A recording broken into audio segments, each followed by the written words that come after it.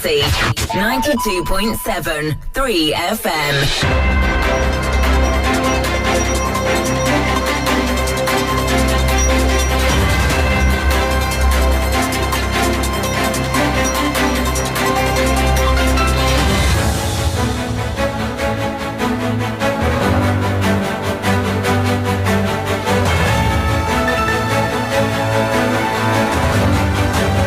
Hello, good evening. Welcome. This is Hot Edition. We're live from the news about Desawe Kanda, also live on Kesmi 107.1 in Tamale and beyond.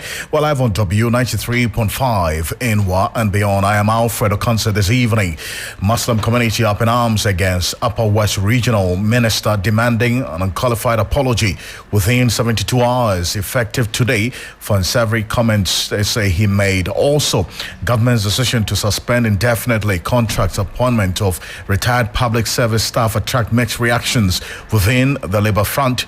We'll be delving into that. Stay with us here on Hot Edition. Also, the Trades Union Congress urges government to allocate a stimulus package for local businesses to help mitigate the effect of the 10% tax imposed by the Trump administration. We're also monitoring some 7 soldiers who have been remanded over civilian deaths in the Ashanti region. So stay with us here on Hot Edition on 3FM 92.7 on this matter of the suspicious flight saga that's been going on for quite a while. The minority in parliament are seeking international intervention over what has been described as a suspicious flight saga. Petitions that diplomatics call community or the core in this country. Stay with us. We'll give you details of that shortly here on Hot Edition. Also, the Narcotics Control Commission has waded into this matter, inviting that's Reverend Intim Fodio to cooperate with them, giving them some more details. We have these plus the latest in business and sport over the next 1 hour 30 minutes here on Hot Edition on 3FM 92.7. Remember, we're also streaming live at 3FM 927. You can share your thoughts, views, comments and opinions with us, read out to you and to the rest of the world. For now, let's settle for a summary of the news now. Enyonam Haliga is here.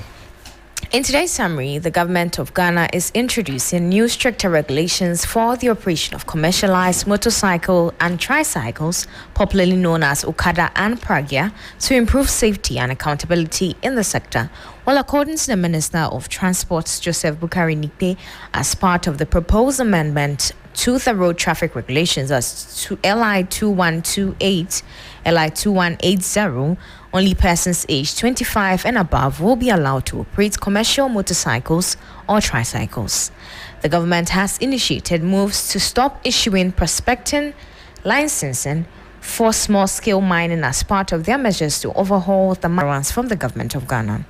BHM International Construction Limited, the contractors overseeing the 17-kilometer stretch from the Tema runabout to the Central University campus at Mutual, returned to the site on Monday, April 7, 2025. That's all for the summaries this evening. And I appreciate you. Thank you so much. More news on 3news.com. Make some time and visit 3news.com. This is Hot Edition. We're live on Kesmi 107.1 in Tamale and beyond, and also on W93.5 in Y and beyond. The Muslim community in the Upper West region, they are up in arms against the Upper West Regional Minister Charles Pozong for making what has been described by them as unsavory comments against their practice.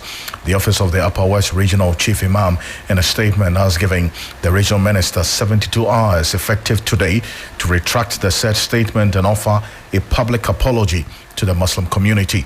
The demands follow statements made by the minister in a viral video explaining why he would rather use his term of office to better the lives of people than to indulge in religious practices after his refusal to honor an invitation to attend last week Monday's Eid al-Fitr prayers in the region. Take a listen to the matter and how things are playing out in the Upper West region.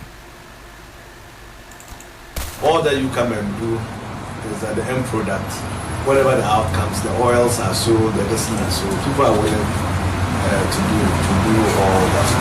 So I think that it's good we've met, but let's take the lead. For me, as I said, I keep saying that the only thing I can do is to lead the groups. And I know everyone would have known that since I took over. I'm virtually not in the office because of those things. But I don't think I should sit here, take courtesy calls. People come and greet without solution. We will be here for 4 years. and nothing gets done. That's why I'm virtually in Accra. So I know people I have heard on radio where they said I didn't come for Islamic prayers. Meanwhile, at that time, I was making sure that a factory or a project is being put together to change people's lives. The only time you become a religious fanatic is when you don't have work. My name will tell you, if you have proper work, sometimes you forget to pray. I'm just telling you, you only get into the evening and say, hey, let me do all my 5 prayers and go and God will listen. But it is when you hide it, you sit there and drink tea. Every 3 hours, you know it's prayer. That's only when you know that somebody didn't even come to the mosque. So I'm trying to say that we have to be up and to do. The mango people insisted on the factory. They're not the one here, the juice factory. I've asked them put something together. I've asked already what Central to tell me that they are going to come back with a report who they gave to, what is happening. Because people are willing to take over. Why not? Well, Sat, our Upper West Regional Correspondent Wangara reports the Muslim community finds his comments disparaging, blasphemous and mocking the foundational beliefs and practices of the Muslim Ummah in the region and beyond. And they are threatening that failure to fulfill their demand of a public apology will compel the Muslim leadership to explore all appropriate and peaceful means to safeguard the dignity of the Islamic faith. Now, Ibrahim Wangara is our Upper West Regional Correspondent joining us right now. Ibrahim, just quickly recall exactly what has led to this point, why the Muslim community is not too happy. Okay, Alfred, it has been a norm that in every Eid prayers, a representative of their residents at the various regions should be in the midst of the celebrants or the Muslim community to observe this day, just as we have witnessed the president himself participating in the the just ended Eid al-Fitr prayers at the Jubilee Park. So this year, having a Christian brother to be a regional minister, people were expecting him to also join the Muslim community at any of the Eid grounds to perform this ritual performance that is being done by the Muslim community. But the regional minister was not seen at any of their grounds across the various Islamic communities that observe this important day. So it was on that perspective that people started asking questions to know why the minister absented himself from such an important gathering. So party people came in with excuses or explanations suggesting that the minister was out of town because he wanted to bring something meaningful to the entire good people of the region. And because of that, he wasn't able to participate in the prayers. Shortly after the party had come to the defense of the minister himself, after engaging a group of people who paid courtesy call on him at his office, made a statement to defend why, or to give an explanation as to why he couldn't join the Muslim community to observe these prayers. It was in line with that he made comments to suggest that it's as a result of the Muslims, because they don't have proper work to do, that is why they have time to observe the 5 daily prayers. And then more also, because they sit to take tea at some joints, that is why they have the chance to observe their prayers and also to take notice of who is joining them and who is not joining them. So it's against this backdrop that the Muslim community, led by the regional chief imam, sees it as an insult, because they believe that whether you are properly engaged or you are having proper work to do or not, you are obliged to perform your 5 daily prayers as a Muslim, because they believe that is the more reason why they are being created. So that is their belief. So for the minister to suggest or paint a picture as though they haven't time to perform this obligatory duty, to suggest that they don't have proper work to do, they see it as an insult. So it's from this tangent that they demanded an unqualified apology and a retraction of the video in circulation from the regional minister. So as we speak, we have seen footage where the minister and his entourage are visiting various religious leaders to render an unqualified apology to them. He is yet to meet the regional chief imam and his office, but so far he has met with the Harrison Nawal Jama community to render an apology to them, which their leader accepted their apology, and we are still waiting to see how the other steps will welcome the minister and the apology or the interaction that will be between them. So that is what is unfolding within the Upper West region regarding this incident. I see. So, in terms of the response that the minister has had, has he spoken about this at any point after this statement that the Muslim community is not happy about? In fact, the minister, we have not heard him spoke on these issues after the video went viral. Just that he's having, he worked closely with the state principal attorney, who is a lawyer friend. So I think he came to, in a way, engage some of the youth who went on social media to attack or some kind of for their displeasure towards the recent behavior of the minister. So it's the principal state attorney that has been engaging some of the angry youth just to calm or keep their nails down. Aside that, the minister himself has no, in any place, spoken about the incident since it occurred. So if there is anything to go by, the recent engagement he's having with religious leaders is just the latest step he has taken, so long as this issue is concerned. I see. So beyond this demand, has there been any attempt to try and, as it were, meet the Muslim community there to address these concerns that they have been making or talking about? From information I'm taking on ground, it appears that though he is meeting the Muslim community leadership, he's still expected to either come out in a video or a written apology to apologize to the entire Ummah, because people are still agitating that he going to meet religious leaders secretly or behind the scene to render the apology is not what they are demanding, because what he said was made or done publicly.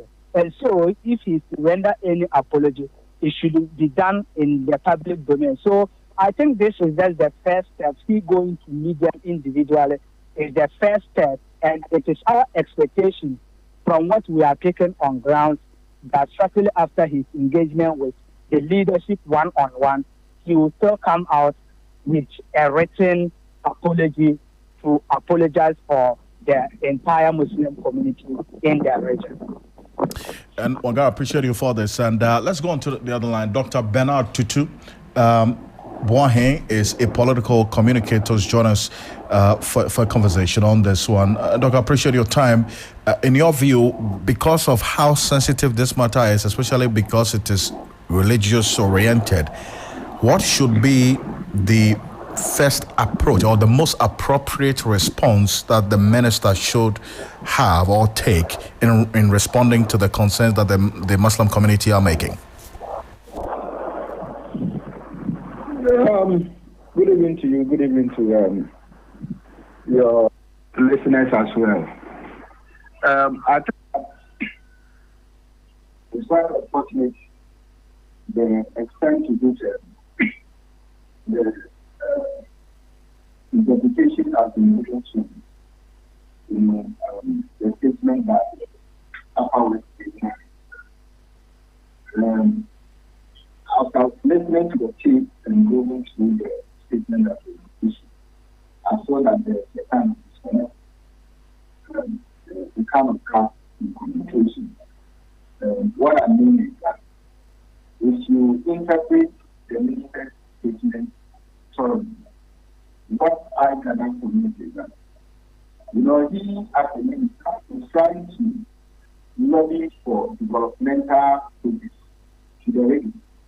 And that most of the time he finds himself in Accra. And that is the more reason why people who go to the mosque don't really see him. But at least he compensates for the time that he loses with regards to going to the mosque by doing his Muslim prayer, all the times at once when he has a social. I think that it is quite instructive for us to know that the man was elected for developmental projects. And if at the end of his term, as he said that he wants to be minister for 4 years, suggesting that he wants to put his service, to the benefit of the people. And that at any point in time, when he's able to achieve this, these people would endorse him for him to complete his 4-year term. Now, what it also means is that if he doesn't work assiduously, to bring development to the community, the same group of people will say that the man is not doing anything. So probably will call for test. It's quite unfortunate that it took a religious twist and interpretation to all that. But listening to your reporter, I think that he has been good to apologize to the clergy, and it wouldn't be quite difficult for him at all if there needs to be for him to fix, his apology into the public domain, as demanded by a statement that was made. But I feel strongly that the political communication is quite complex and quite difficult to handle. And so it is a portion that political committees, know how to communicate, even if it is informal kind of communication that we are having with your own friend, with your relative, or even your close ally. Because who knows that these things can go out and it will be a difficult thing for me. I feel that it is very important that, the two major political parties, especially the government in power, we take full responsibility, to train political committees on political communication for them to understand when to deal with, such matters. So, something that you are taking lightly, taking to be a friendly conversation, may end up and then it will be a very difficult thing altogether. So I thought that let us all take cues from some of these things, and more especially political, appointees and political leaders, so that at the end of the day, you don't end up offending, a religion that you belong to, an ethnic group that you belong to, right, or even a political party that you belong to. Dr. Benatu Tuwayan, thank you. Appreciate you for this, as always. Thank you so much for joining us here on Hot Edition. We're live on Kesmi 107.1 in Tamale and beyond, also on W 93.5 in Wa and beyond. There's a story that we're following quite closely. The Swami District Court has remanded 7 military officers, including senior officers and a driver, in connection with the alleged assault of some civilians, leading to the death of 2 victims. The officers allegedly assaulted 3 young men who were arrested on the 28th of March 2025 and taken to the 4th Infantry Battalion Barracks. 2 of them were later found dead in a bush at Denyami, a suburb of Kumasi. According to police prosecution, the victims, Kwame Edu, also known as OJ, and Kwabena Safo and Christian Obriyaboa, popularly called Kofi Yesu, were picked up by uniformed military officers over accusations of stealing an iPhone belonging to another civilian. They were taken to the 4BN barracks and were allegedly beaten severely before being dumped at Denyami. Police received information on the location of the lifeless bodies of the unidentified young men, and officers from the Swami Division picked up the bodies and deposited them at the Kofanochi Teaching Hospital morgue. The relatives of Kwame Edu and Kwabena Safo, who are now deceased, later traced and identified them after lodging complaints with the police about their whereabouts. The surviving victim, Christian Obriabua, who was also located and found receiving treatment, narrated that they were allegedly beaten after they were taken to the barracks. The officers, who have since been charged with murder and conspiracy to commit murder, appeared before the Suamek District Court on Tuesday. Police prosecutors pleaded with the court to remand them in prison custody while investigations continue, but their lawyers argued otherwise, insisting that they should be remanded in the custody of the military police. The presiding judge remanded the accused into the military police custody.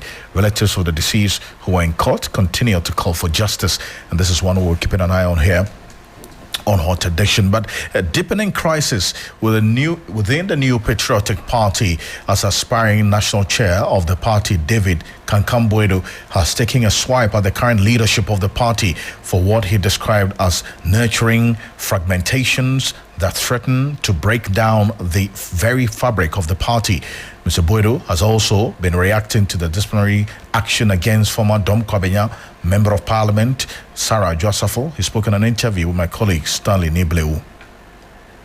Ghanaians are saying President Kufuor was telling some chiefs to stand up and greet him. All those things. Look, if we don't make mistakes, we don't learn. And when we make mistakes and we humble ourselves, then we are accepted back into our society. President Kufuor, this was not who he was. So he should go on camera and say, I apologize. You're saying this is what I've done. I take all the blame. Please forgive me. Come back to MPP. And I'm saying all those old leaders, they should just, former executives, they should sit somewhere. Because the party needs new faces to go around, apologize, kneel down and beg our members to come back to the party.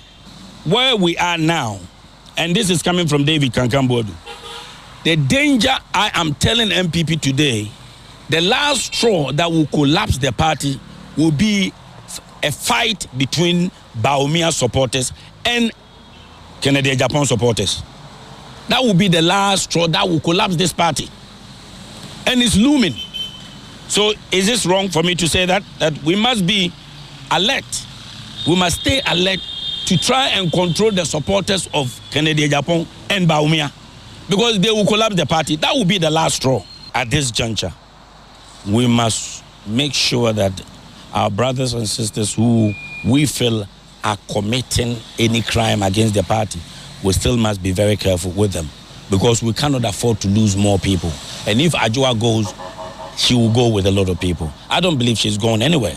But also we must make sure that we put measures in place so that people will learn to speak just like David Kankambuedu. I don't like war within a political party, because it's a political party.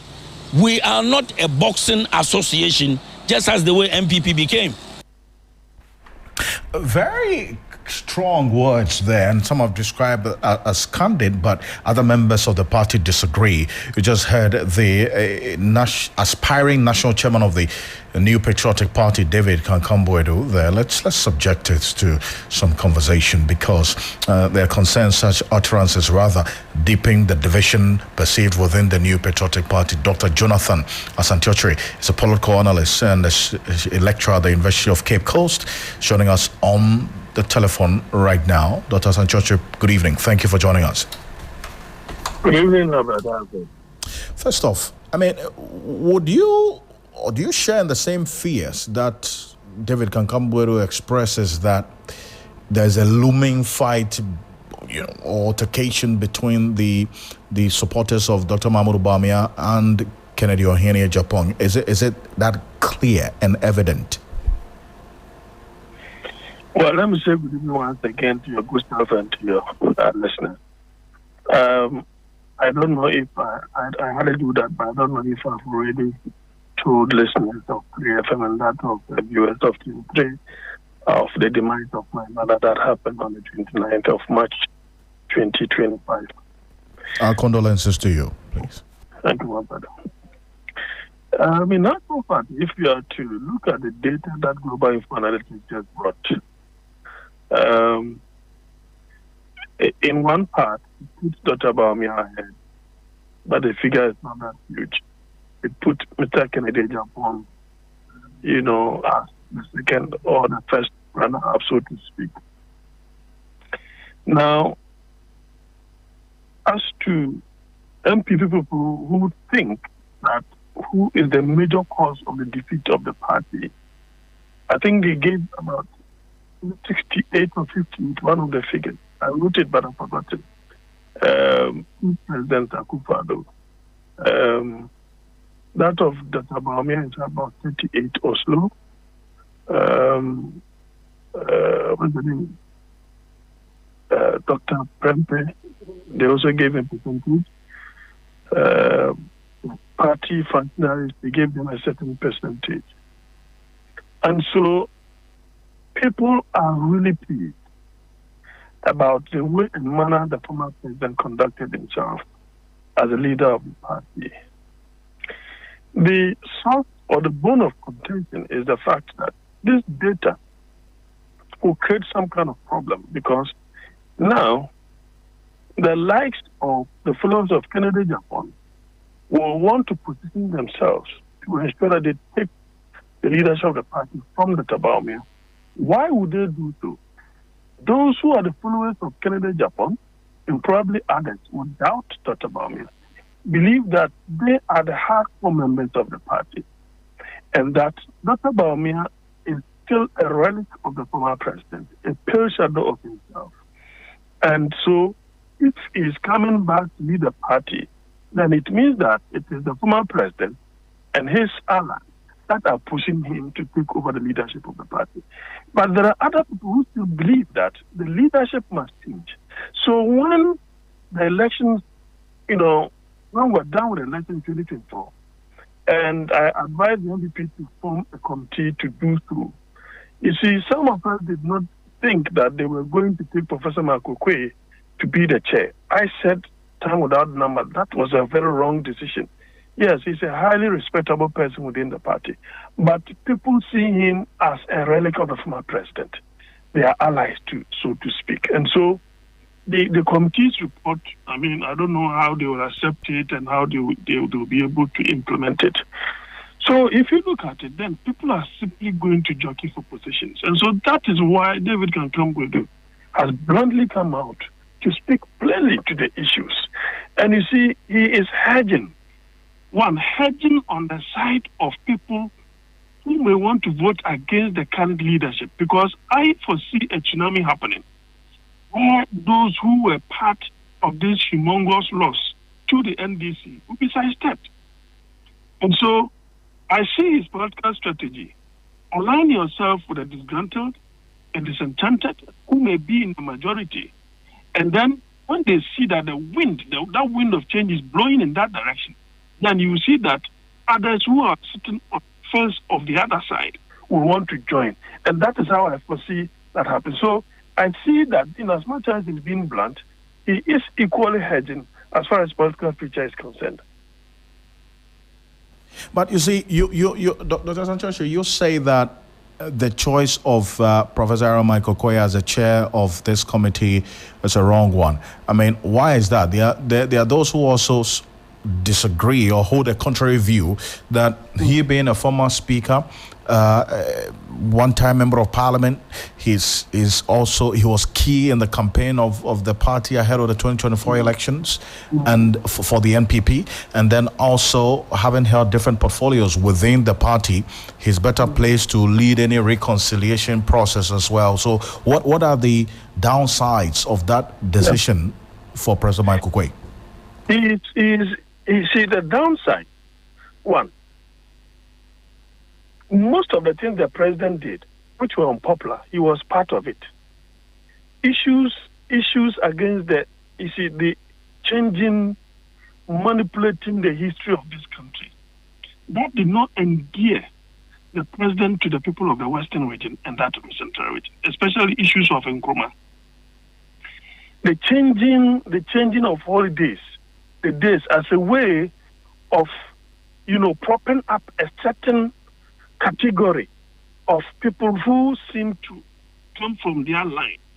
So, as long as the president is guilty of these things, Professor Makokwe, a historian, a lawyer, and for that matter, is equally guilty. So when you have a former president whose approval rating before elections in November 2024 was hovering around 27% according to Global Info Analytics, then anything that will remind the people of such a person will not encourage, it will not exude confidence. So I don't have anything against this person. I think the party has done its best for the party. It's a statement for that matter. But when you set up a committee that you want to elicit the right information, all right, and then get the support of all and sundry, then you don't take someone who many people will see as a relic of the former president to chair.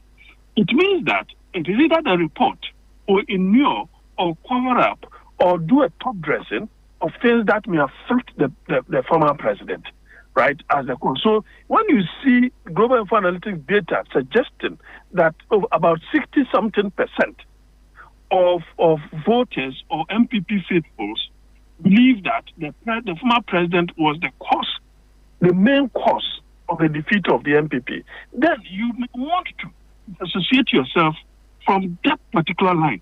That is definitely going to be a problem, still a burden for the Tabamia, if he doesn't find a way of ridding himself of the influences of the former president and the allies and the assigns of the former president. And cumulatively, it will affect the party and their interest and their welfare and future, fortune in elections. So you cannot downplay those factors. You cannot downplay those factors. Definitely, you need to consider all of these before. There are some of the members of the committee that others do not vote. That was a good move.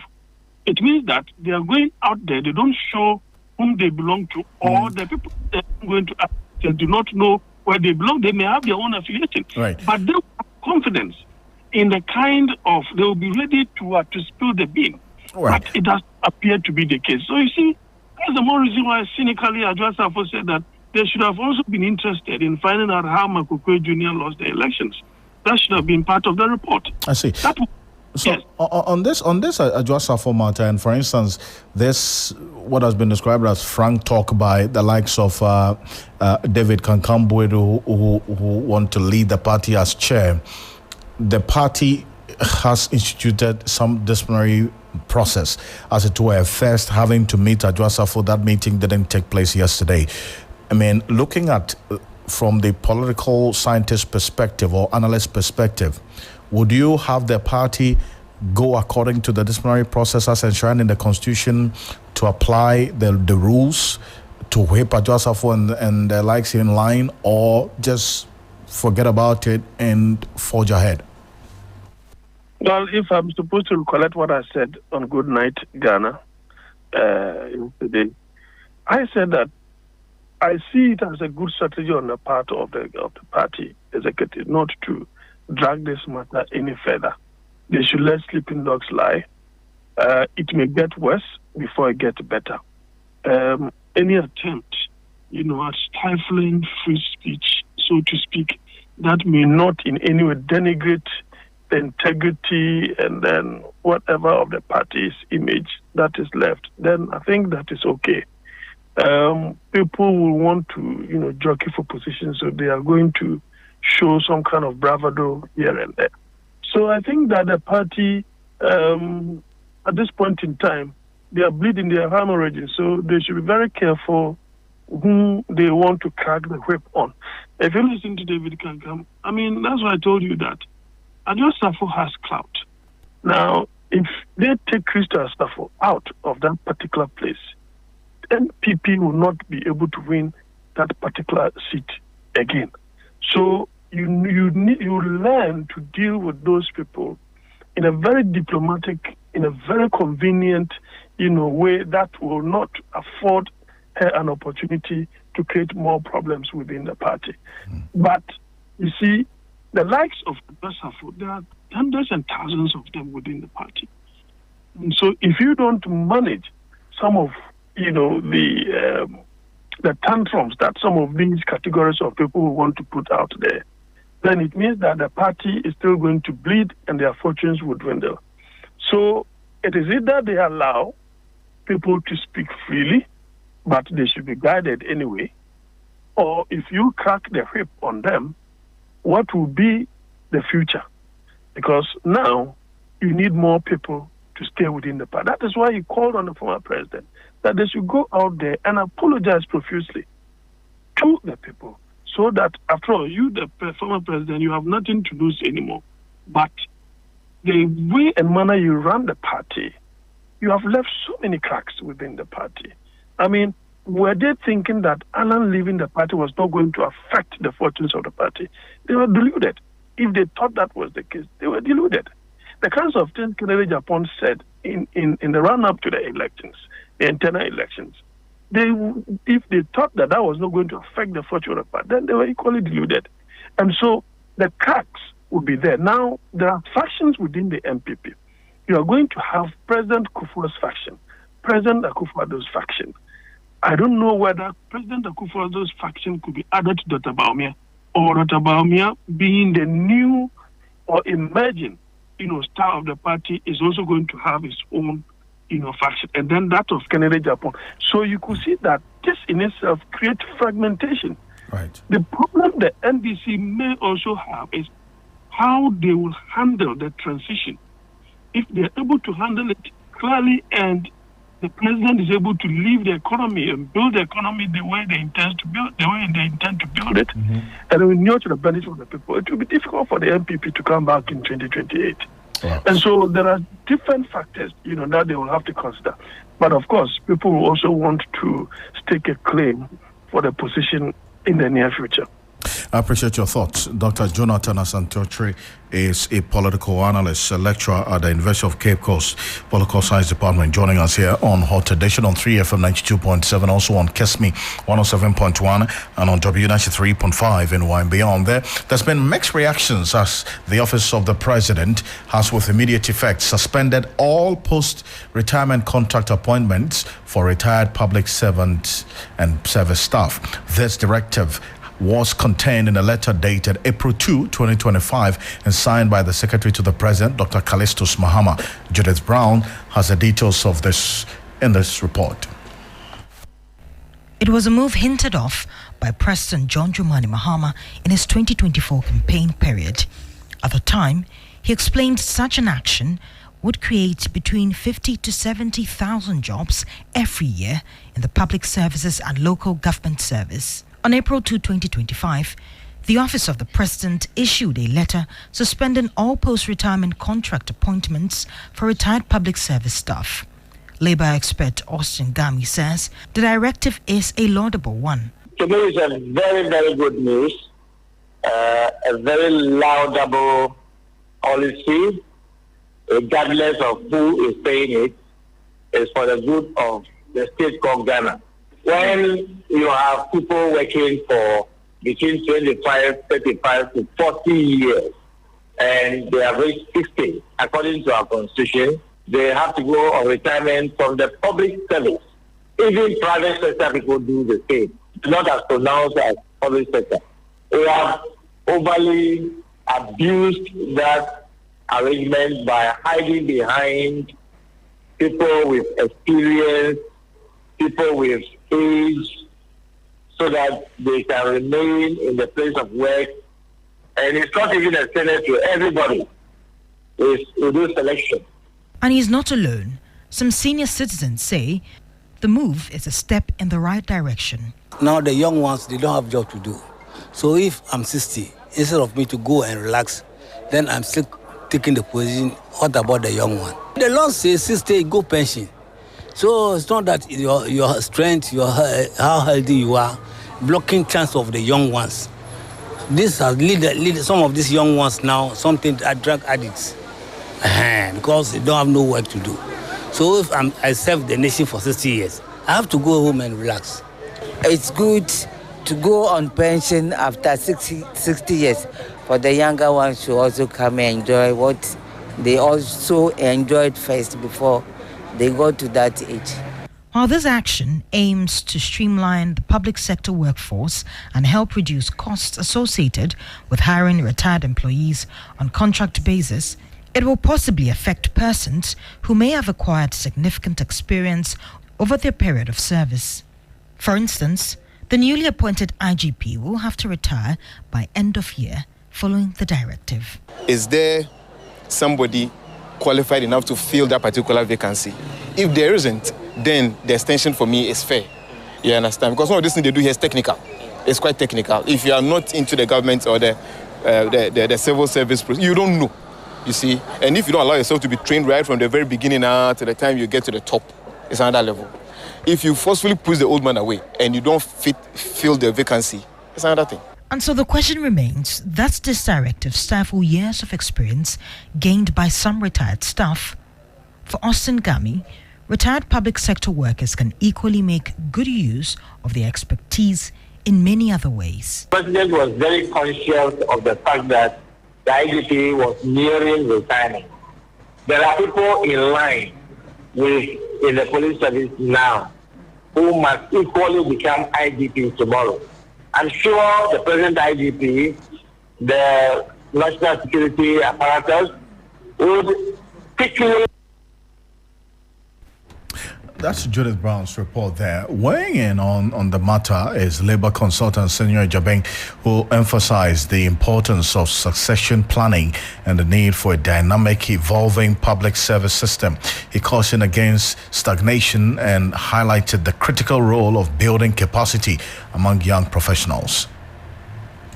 To tell you the truth, I mean, in the public services, the kind of training that public servants go through, by age 45, they should be well accustomed to the public services protocols and be experienced enough to be able to do a lot of the work that is required of them. And so between 45 years and 60 years, I believe that they would have paid their dues. Now, if we say that beyond 60 we'll still be losing experience, then it means that the system may be failing in a particular way without building up people through the employment conduit. You know, that the career conduit is such that people come in and people leave. And if you keep it stagnant, just like a river or water, then it begins to have issues. So it's very important that the system keeps moving, people come, people go. And then those who are taking over are being trained and gaining the experience. Otherwise, then we do ourselves a lot of harm. And at a point, we find that we'll have skill gaps that would be lacking and affecting productivity. So I think that it's a good idea. These people can always be used as advisors, consultants, and a lot of other things that they can do to help, the country. So we need to make sure that we create space for our graduates to come into the system. We train them and then they go through the system and pay their dues as well. In the future, if employment numbers get better, unemployment numbers get better, I think that we can revisit this conversation. And don't forget also about the what do they call it? The time, the standard time that we die in Ghana. We need to look at all those ones and be sure that we can have a holistic conversation and make sure that when we take the decision to take the retirement age to 65, then it will not create more problems for us than we have now. So that's Senor Jaben there, but let's get a bit more into this because this is an issue that has generated conversation, rightly so. Andrew Kabono is the national president of the National Association of Graduate Teachers, NAGRAT. He's joining us on the telephone right now. So Kabono, good evening. Thank you for joining us. Hello, good evening. It's always good to have you. First off, hearing this directive from the president, and a leader of a critical association like NAGRAT. How did they get to you? Well, I gather you are talking about the directive that there will be no extension for senior public servants. Exactly so. Right. Well, the statutory retirement age in Ghana is 60. So by law, when a public servant attains the age of 60, that public servant ought by law proceed on retirement.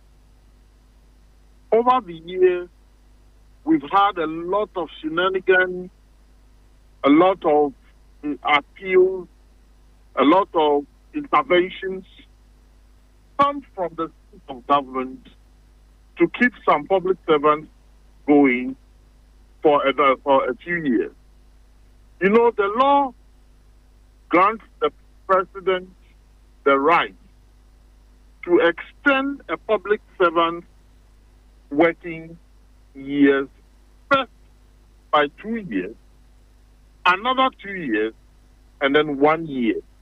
So cumulatively, the president has the right to extend a worker's working life for about 5 years.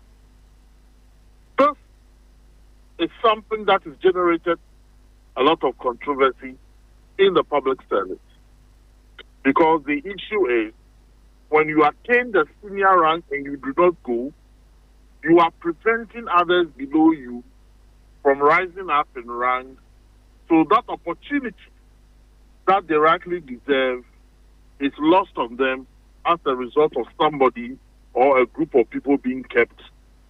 But the question ought to be asked, what will make a worker, or in this case, a senior public servant, not want to go on retirement when his or her time is due? It is because retirement package in this country is one of the most disorganized state activities that we have ever seen. In fact, to a lot of people, retirement is certain death, because the man or woman is spent all his life or her life in public service. He has not invested in any business that brings him or her any return.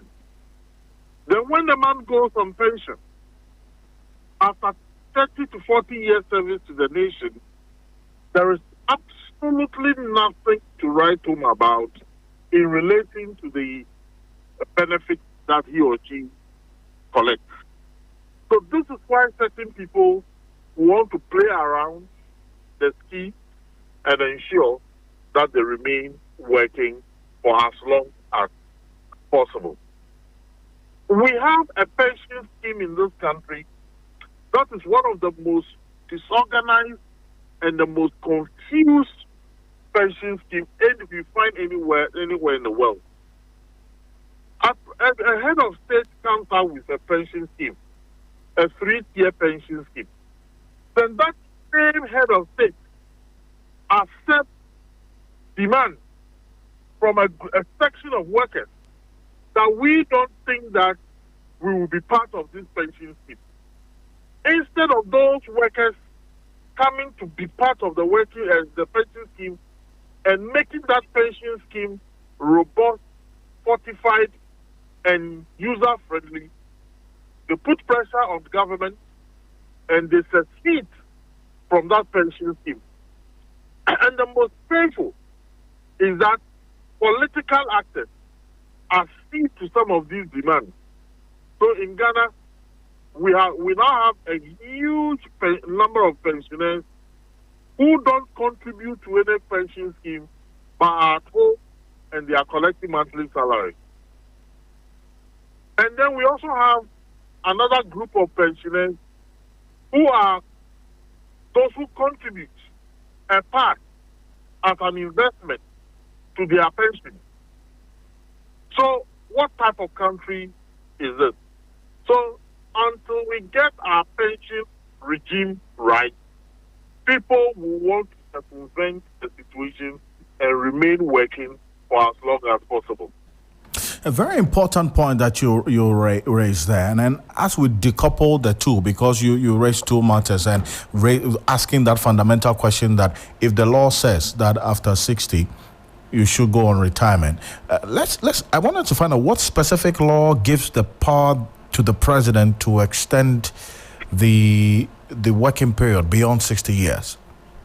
Well, I think that clause was introduced so as for people with special technical know-how that is not common in the industrial market to be retained in position. So that leeway is given to the president to keep those people. But I think that policy is outlived its usefulness in today's day and age, where we are having a lot of graduates hanging around looking for jobs. A high number of people have improved themselves in different fields of endeavor, and that special dispensation ought to be taken away from the president. I see, but then again, so is that to say that the reasoning behind that law is also not relevant now, because there are those who make that so. Who make the argument that the reason why these extensions will be given is that these persons, their skill set may not be that readily available, so extend it and then have them transfer their knowledge. Yes, I think those days are gone in our country. We have improved to a very large extent, and it will be very difficult for me to accept that there is any field of endeavor in this country where we're looking for people and then we cannot get those people to serve in those fields. I have a difficulty to accept that. See. How about other persons within the labor fraternity who are asking for more or extensive consultation prior to the rollout of this post-retirement directive? Well, I will not chide them and I will not say they are wrong, but if the law says you should retire at 60 and the president wants to implement that law to the letter, what is anybody's problem? We've had a lot of agitation in the public service where people are kept in offices beyond retirement, and it raised hue and cry.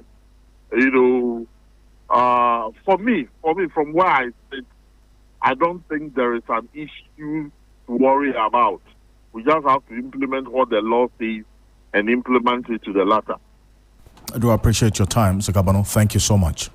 Thank you. Angel Kabano is the national president of the National Association of Graduate Teachers, NAGRAT. Well, the organized labor is urging President Mahama to conduct more extensive consultation prior to the rollout of the post-retirement directive. Labor representatives argue that the current directive has sparked unrest among workers who express concerns over the potential loss of experienced superiors, individuals with deep knowledge of the workings of the public and civil service. Leadership from the labor union spoke exclusively to our labor correspondent, Daniel Opoko in Accra. Joshua Ansa is Secretary General of the TUC, and Thomas Tanko Musa is General Secretary of the Ghana National Association of Teachers.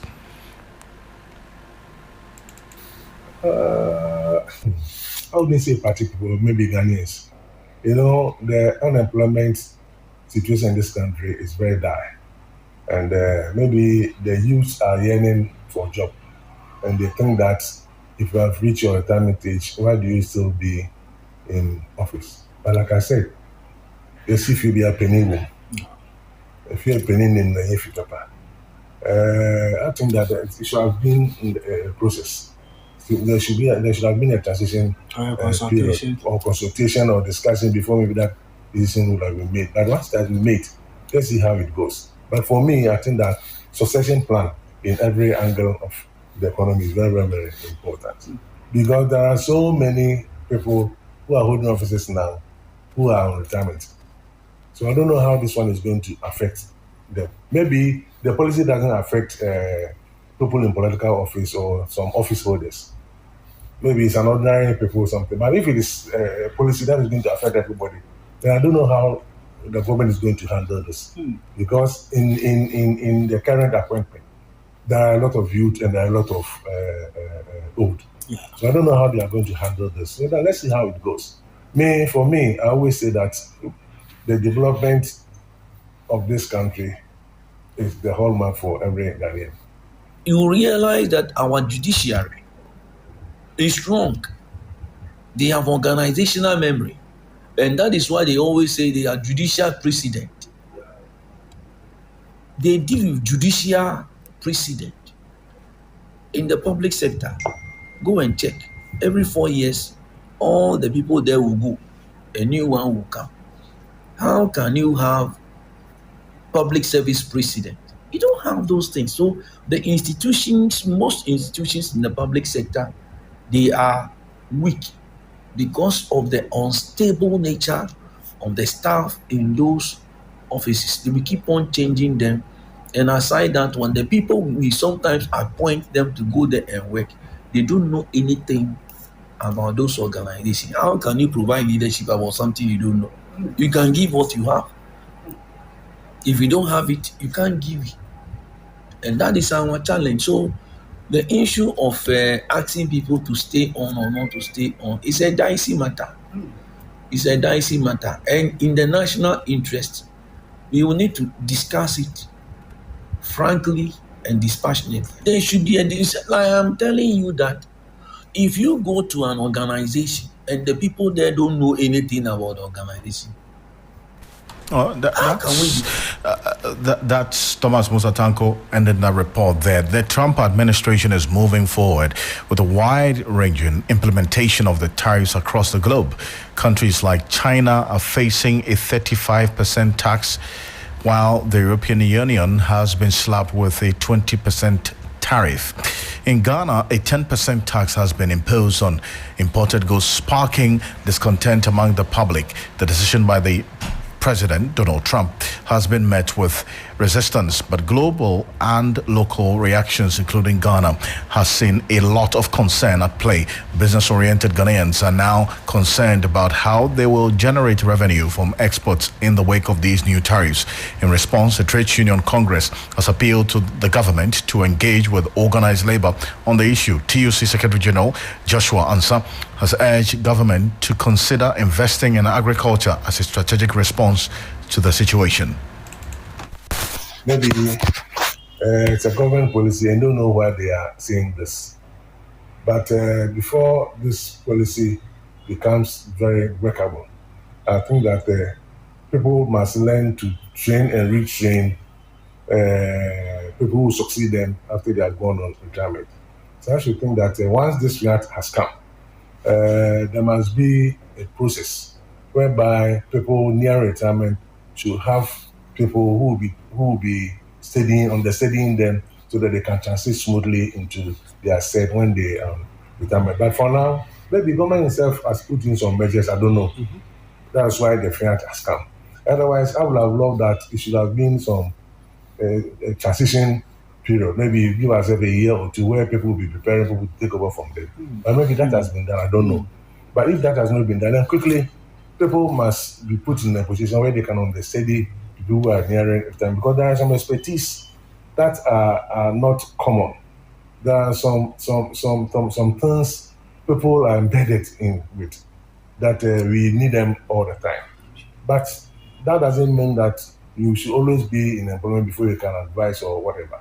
So once the fiat has come, I think that we should put in some policies and arrangement in place that can give us a smooth transition. There shouldn't be a break. People must learn to bring people up, and there must be a very serious succession plan in every employment, so that by the time the people are exiting, then there are people who will be replacing them. Then there's no gap in that. You know, the unemployment situation in this country is very dire, and maybe the youth are yearning for a job. That's Joshua Ansah, Secretary General of the Trade Union Congress. So live here on Hot Edition on 3FM 92.7, also on Kesmi 107.1 in Tamale on W93.5 in YM. We're back shortly after this quick break with the latest in the world of business. Bismarck Iwusai standing by. Urekwan Pofo would follow with the sports news. Stay with us. It's the battle of the teams in a 3FM 60-day Fit Start Challenge. Which team will come up tops? Will it be Team Comfort or Team Helen? Will age and tact act triumph? Or will youth and energy win? Call or WhatsApp on these numbers: 0532 300 927 or 0532 200 927.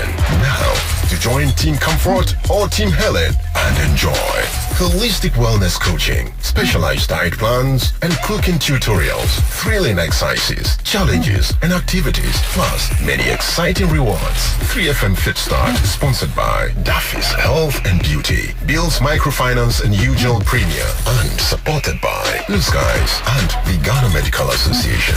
3FM Fit Start, your health, your journey, your victory.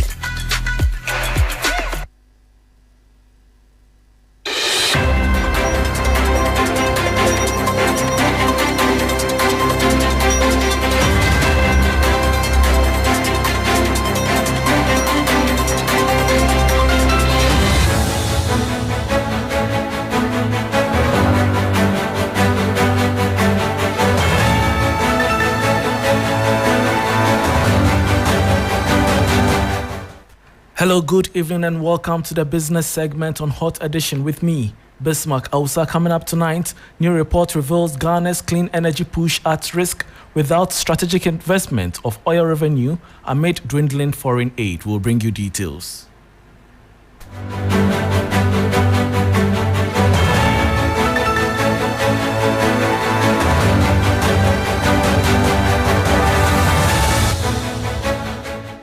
Thanks for your company. Now to the detail. The Strategic Youth Network for Development, SYND, is urging government to invest more oil revenues into Ghana's green energy transition. Executive Secretary Chibeze Ezekiel says, with declining foreign aid, strategic use of petroleum funds is key to ensuring financial sustainability of the country's clean energy agenda. He was addressing the media at the launch of a report dubbed Ghana's Energy Transition Agenda, which seeks to promote energy transition process, given the vast job opportunities along the value chain.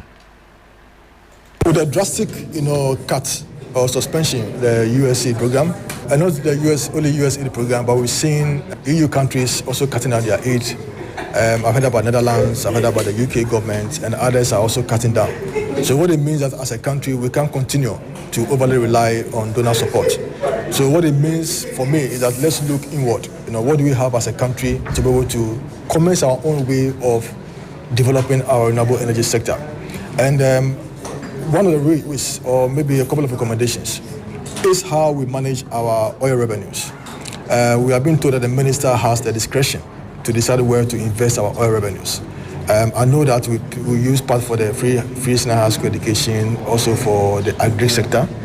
Perhaps we can start rethinking or recalibrating, making some of the grants or revenues available, for the renewable energy development, because that is our revenues. So we have control over it. So that would be my first recommendation. And that was Executive Secretary of the Strategic Youth Network for Development, SYND, Chibeze Ezekiel. Now, the Ghana cedi has started this week a bit weaker after making some gains against the US dollar last week. It is now selling at 16 cedis on the retail market. The following 3 business news desk report has more. The Ghana cedi has lost a bit of strength this week after doing better last week. It's now going for 16 cedis to the US dollar on the retail market. This means the cedi has dropped by 2.36% so far this year. Last week, the cedi gained slightly, closing at 15 cedis 78 pesos. But it lost value against the British pound and the euro as demand for those currencies went up. Some of the pressure on the cedi is coming from global changes. The US dollar is getting weaker because of new trade tariffs in America. This has made some investors move their money away from the US. Even so, market watchers believe the cedi could bounce back. The Bank of Ghana plans to sell $120 million in the next 3 months to help bulk oil companies. Experts at Databank say this move could help support the cedi in the coming weeks. And that was a 3 Business News Desk report on the cedi starting the week on a weak note as $1 sells at 16 cedis. To some other story, despite ongoing efforts to improve financial inclusion, cash remains the dominant form of payment in Ghana, with only 37% of the country's estimated 1.9 million businesses adopting digital payment systems. This is according to a new report jointly released by the Ghana Statistical Service and the Refined Research Initiative under the Institute of Statistical, Social and Economic Research, ISE. The report highlights that the services sector leads in the use of digital payment systems, while the agricultural sector lags behind. Speaking at the launch, the director of ISE, Professor Peter Kote, called for intensified efforts to address the knowledge gap, which he identified as the leading barrier to the wider adoption of digital payments in the country. But we've made progress, I must say, that although cash is still leading, we've made progress, except that we also put impediments, something like e-levy. That was a major impediment. Education is key. The knowledge, and I spoke about financial literacy. Not many people are literate enough financially to know the use of digital payments, the use of the mobile phones to do some of these transactions. And with education, when we educate people, we assure them there's security, that their funds are safe. I am sure that will go a long way. You see, when we talk about education, we always do this in English. There is a need to do this in the local languages, the local dialects, and also with illustrations on TV, etc. I believe with a lot of financial literacy education, the adoption rate will be better.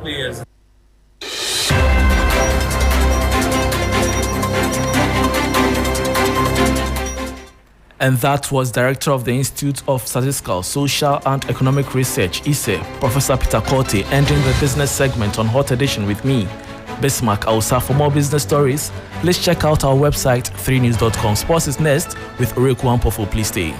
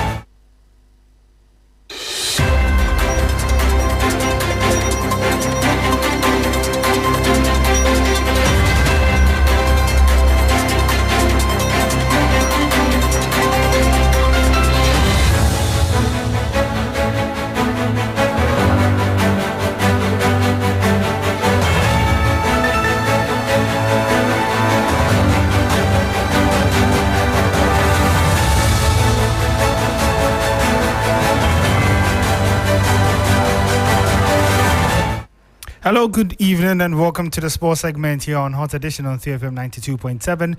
My name is Oreku Ampofo. We start on the Ghana Premier League, where goal scoring has been an area of concern in recent seasons. The current top scorers in the league have managed to score just 10 goals with 9 games left to the end of the season. My colleague Billy Shen highlights the goal scoring issues surrounding the league, especially this season. It feels low. But I think it's basically been an issue that a lot of Ghanaian forwards have been experiencing for quite a while. And that is the fact that we are not producing enough quality Ghanaian forwards to dominate scoring charts in the Ghana Premier League. And again, the league itself is a low-scoring league. So you point to the strikers, you point to the forwards as to why it's low-scoring. And we are seeing that build up, year on year. I mean, about 3 seasons ago, when Mbella stepped onto the scene with Yawano, it was a bit more competitive. We saw over 20 goals being scored, right? Mbella, a Cameroonian, Yawano, now a Togolese, had Togolese blood and chose Togo. But after that, we are seeing strikers almost fail to reach the 20-goal mark. And so that goes to show that maybe there's a problem with quality that we have to talk about. Maybe these strikers, maybe the defenders too are posing some challenges that they can't meet. But then again, there were other strikers who came from abroad and they came to deliver. And so what's the problem? Then the conversation comes on. Maybe in Ghana, we've not really trained strikers enough to sort of take over. And that sort of shows in the Black Star setup. It's quite difficult to make a case for any striker in the Ghana Premier League to make a Black Star squad at the moment. Not to talk of wingers. Wingers is even much worse. So that was Bilishan speaking on Sports Station, which airs on TV3 every Monday at 9 p.m. Away from that, let's move to boxing, where the Minister for Youth and Sports and Recreation, Honorable Kofi Adams, has set up a 7-member committee to probe the death of Nigerian boxer Oluwasegun, who tragically lost his life in a bout at the Bukom Arena last month. Earlier on Tuesday, Kofi Adams met with the heads of the Boxing Authority and highlighted some key steps to deal with the issue. Here's a 3 Sports report on what exactly happened. The Nigerian Boxing Board of Control sent a letter dated 7th April to the Ministry of Sports and Recreation and the Ghana Boxing Authority seeking compensation for the Nigerian late boxer, that is Gabriel Oluwasegun Olarewaju, who died on Ghanaian soil following his bout at the Bukom Boxing Arena in late March. Now here is a narration of events from their perspective. 1. Gabriel was permitted to fight for the light heavyweight division. Now, he weighed 85 kilograms, and that is the cruiserweight level. Also, on the day of weigh-in, no pre-fight medical was conducted on the boxer to ascertain his medical fitness. Now, the Nigerian Boxing Board of Control approved the boxer to fight on March 28th, but he fought on March 29th. And no discussion with the boxer was done to, in quote, throw the fight until he was already dressed at the venue of the fight. And in response, the Ministry of Sports and Recreation has set up a 7-member committee earlier on Tuesday to investigate this particular matter and present their findings to the Ministry of Sports and Recreation. Now, here are their terms of reference. 1, to determine the circumstances leading to the death of the said boxer. 2, to determine if organizers took the necessary measures or adequate measures to prevent the death of this boxer. 3, to determine if authorities in Nigeria acted with due diligence. We also have 4, to examine the conduct of all officials during that fight. 5, recommend changes in technical and medical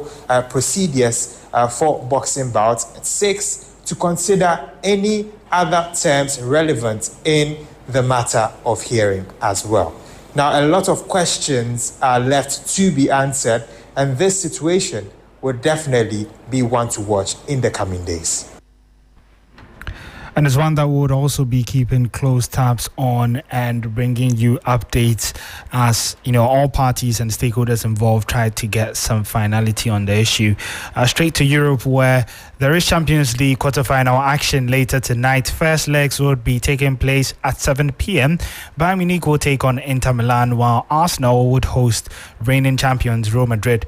The Gunners are looking to get the better of the visitors, from who they beat about 19 years ago. Now, ahead of the tie, Arsenal's talisman, Bukayo Saka, who recently returned from a long injury layoff, has expressed his readiness for the clash. Yeah, so obviously as the players, we're ready and we're up for it, but I honestly have no doubts that the fans tomorrow, they're going to be up for it also, and they're going to help create the most beautiful night that the Emirates has witnessed. Yeah, so I think mentally it was really good for me. Obviously it was really tough initially to find out the extent of my injury, that I was going to have surgery. It was really tough for me to hear the news at first, but once it was done and it was successful, I was just focused on coming back stronger, and I had a lot of time. Obviously the past 5 years I've been playing game after game, so it was the first proper break I've had, and it was really good for me. I got to do a lot of things that I don't really. Meanwhile, Real Madrid goalkeeper Thibaut Courtois has openly expressed his admiration for Arsenal. The Belgian believes the North London side are heading in the right direction despite their inability to claim the Premier League title for 3 consecutive seasons. No, I think we have a lot of respect for Arsenal. I have a lot of Arsenal friends, so of supporters, they're friends of fans of Arsenal. So obviously, I know they have been doing great. That they've been close to winning a Premier League, and they're playing well. They had a young team with some experienced players. Have a good mix. They defend well. They can press high. They can defend in a low block. They are quick on the counter-attack. They have people who can score easily. Obviously, they have the set pieces. So we know it's a team hard to break down and a team that can score easily also. So we have a lot of respect for them. And we analyzed well how they play and where we can hopefully hurt them and where they cannot hurt us. So we hope on a great game tomorrow. But obviously, we hope to win. But I think Arsenal is doing great. And I guess it's a matter of time before they win another trophy. Hopefully. So that was Thibaut Courtois bringing an end to the sports segment here on Hot Edition. But just before we go, the lineups for the games have been released. Bukayo Saka and Thibaut Courtois both start for their respective clubs. David Reyes in goals, a back four of Timber, Saliba, Kivior, who replaces the injured Gabriel, and Lewis Kelly at left back. In midfield, Thomas Partey returns to join Odegaard and Declan Rice. Saka, Merino and Martinelli for that front three. For Real Madrid, the big news is that David Alaba starts as left back in defense alongside Rudiger, Asensio and Valverde, who deputizes once again as right back. This back four would be in front of Thibaut Courtois. In midfield is Jude Bellingham, Camavinga, Modric and Rodrigo. Up front is the deadly duo of Vinicius Jr. and Kylian Mbappe. You can get updates of this match on our social media handles at 3SportsGH on Twitter, Facebook and Instagram. My name is Ore Kwampofo.